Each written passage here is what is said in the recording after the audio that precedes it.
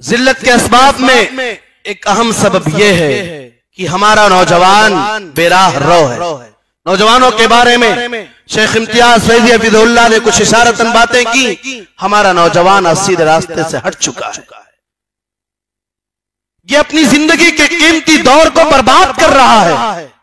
Mobile या इस तरह से दीगर बेहयाई के कामों में लगा हुआ है। ये अपनी रात की नींद को कुर्बान कर रहा है, मगर अल्लाह की इबादत के लिए नहीं, अल्लाह की बंदगी के लिए नहीं, हराम कामों के लिए, अल्लाह को नाराज करने वाले काम करता है। रात में जिस वक्त सोना चाहिए या रात के जिस वक्त में उठ करके बंदे को अल्लाह के सामने हाजिर होकर के दुआएं मांगनी चाहिए, अल्लाह की इबादत करनी चाहिए, रात के उस वक्त में ये बंदा मोबाइल की स्क्रीन पर जगता है, कोई फिल्म देख रहा है, कोई गाने सुन रहा है, कोई किसी गैर महरम लड़की से बात कर रहा है।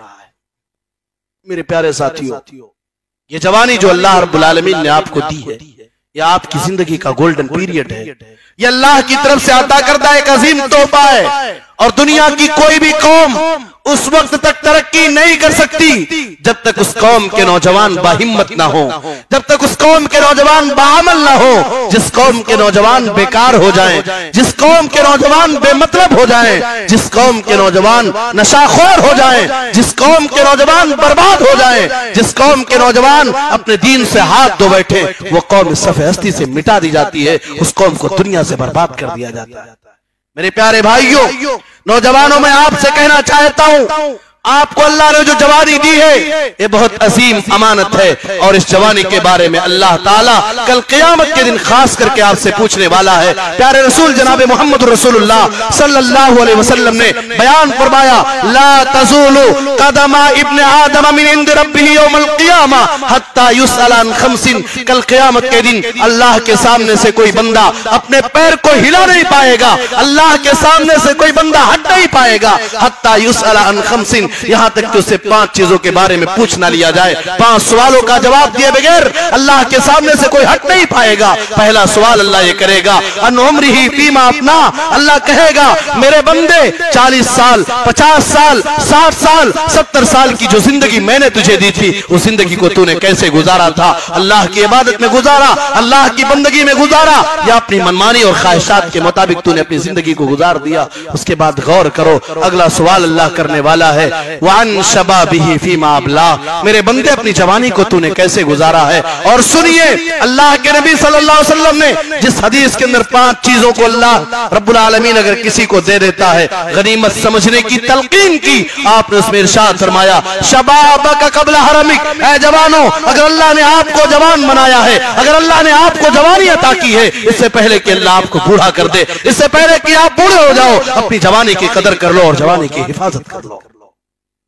और सुनिए, जवानी की इबादत का जो मकाम, वो बूढ़े की इबादत का मकाम नहीं है। सबातुन युज़िल्लुहुमुल्लाहु फी ज़िल्लिही यौम ला ज़िल्ला इल्ला ज़िल्लुहु। उसमें अल्लाह के नबी सल्लल्लाहु अलैहि वसल्लम ने इरशाद फरमाया, 7 खुशनसीब बंदों को अल्लाह कल क़यामत के दिन अपने अर्श का साया देने वाला है। उसमें एक जवान भी होगा, शाफ़ुन नशा फी इबादतिल्लाह। जो जवान अपनी जवानी के मकसद को समझ ले, जिस जवान ने अपनी जवानी को अल्लाह की इबादत में गुजारा हो, जिस जवान ने अपनी जवानी को अल्लाह की बंदगी में गुजारा हो, वो जवान इंशाअल्लाह रहमान कल क़यामत के दिन अर्श इलाही के साये का हकदार और मुस्तहिक़ बनेगा। मेरे प्यारे भाइयों, दुनिया की कोई कौम या दुनिया के नौजवान तरक्की नहीं कर सकते जब तक ये जवान असहाबे कहफ के जवानों की तरह से ना हो जाए।